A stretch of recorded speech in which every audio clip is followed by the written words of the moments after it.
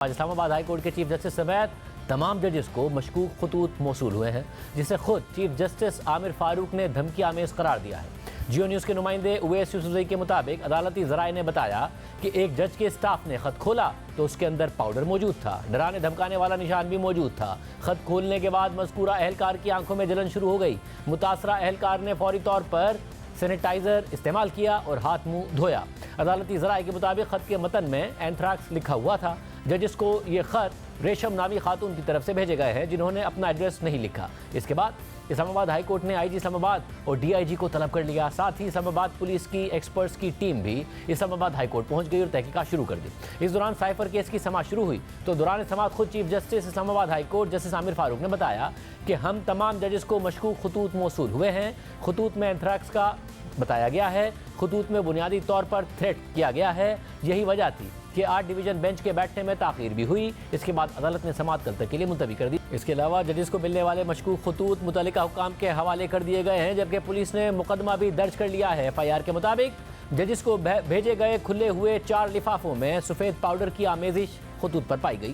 لفافوں پہ موجود انگریزی خطوط کا مطالعہ کرنے پر پتہ چلا کہ تحریک ناموس پاکستان کا حوالہ دے کر جسٹس سسٹم کو تنقید کا نشانہ بنایا گیا ہے اور تھریٹ کرنے کے لیے انگریزی کا ایک لفظ استعمال کیا گیا ہے۔ تحریک انصاف نے اس معاملے کی فوری تحقیقات کا مطالبہ کر دیا ہے۔ ترجمان پی ٹی آئی کے مطابق بادی نظر میں خطوط کا مقصد ججز کو دھمکانا ہے اور سپریم جوڈیشل کونسل کو بھجوائے گئے خط سے دستبردار کروانا ہے۔ اسلام آباد ہائی کورٹ کے 6 ججز اور ان کے اہل خانہ کی سلامتی کے لیے خصوصی اقدامات اٹھائے جائیں۔ چیف جسٹس آف پاکستان معاملے کو بلا تاخیر فل کورٹ کے سپرد کریں۔ اہم بات یہ ہے کہ اسلام آباد ہائی کورٹ کے ان 8 ججز میں سے 6 ججز نے ہی ایجنسیوں کی مداخلت سے متعلق چیف جسٹس آف پاکستان سمیت سپریم جوڈیشل کونسل کے اراکین کو خط لکھا ہوا ہے، جس میں دھمکی آمیز اور دباؤ پر مبنی واقعات بتائے گئے ہیں۔ اور گزشتہ روز سپریم کورٹ نے اس معاملے پر از خود نوٹس لیا ہے اور 7 رکنی بینچ کل سے سماعت کرنے جا رہا ہے، جبکہ آج لاہور ہائی کورٹ بار نے تحریک انصاف کے رہنما حامد خان کے ذریعے سپریم کورٹ میں درخواست دائر کر دی ہے اور استدعا کی ہے کہ حکومتی انکوائری کمیشن کی تشکیل کو غیر آئینی اور غیر قانونی قرار دیا جائے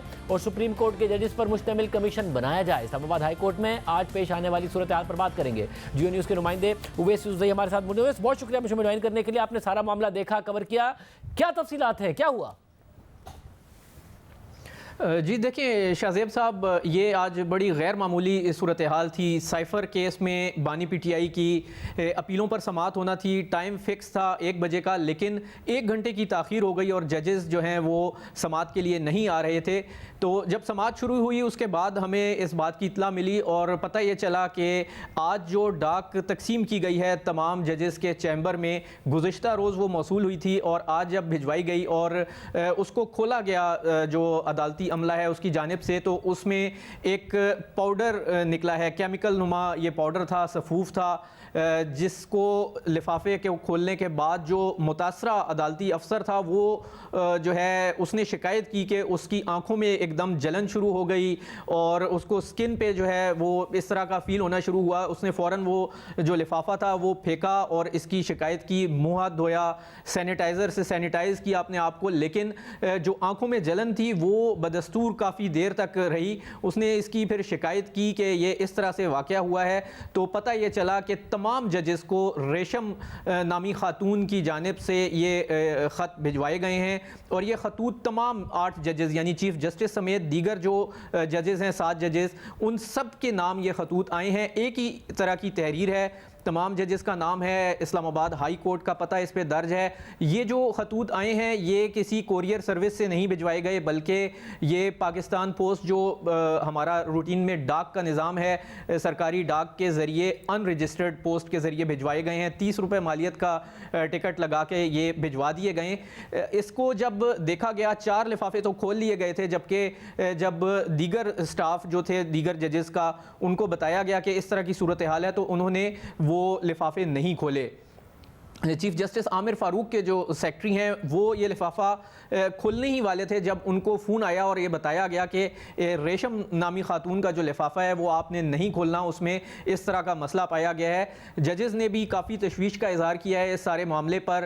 تھانہ سی ٹی ڈی میں اب سے کچھ دیر قبل یہ مقدمہ درج کر لیا گیا ہے جس میں دہشت گردی کی دفعات لگائی گئی ہیں۔